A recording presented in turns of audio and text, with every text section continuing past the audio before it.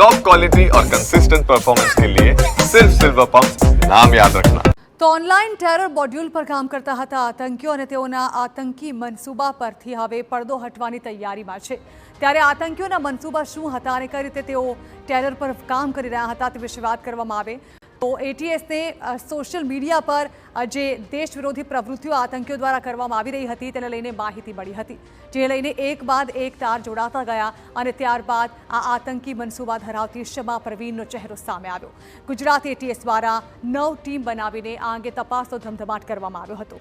આ પહેલા જે 4 આતંકીઓ ઝડપાયા હતા ત્યારબાદ જ એટીએસ આ મામલે ખૂબ જ ગંભીરતાથી તપાસ કરી રહી હતી, જેમાં ગુજરાત સહિત દેશના અનેક રાજ્યોમાં આ મામલે તપાસ હાથ ધરવામાં આવી હતી અને તપાસ બાદ શમા પરવીન નામનો એક એવો ચહેરો સામે આવ્યો કે જે આ આતંકીઓનો મુખ્ય સૂત્રધાર હતી।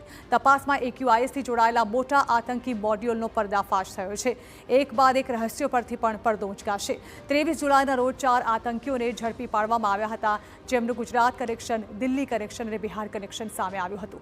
ત્યારબાદ તેઓના સોશિયલ મીડિયા એકાઉન્ટ જે છે તે ટ્રેસ કરવામાં આવ્યા હતા અને ત્યારબાદ આતંકીઓની પૂછપરછ કરવામાં આવી, જેમાં 3 સોશિયલ મીડિયા એકાઉન્ટની માહિતી મળી આવી, જેમાં ઓનલાઈન ટેરર ફેલાવવામાં આવી રહ્યું હતું।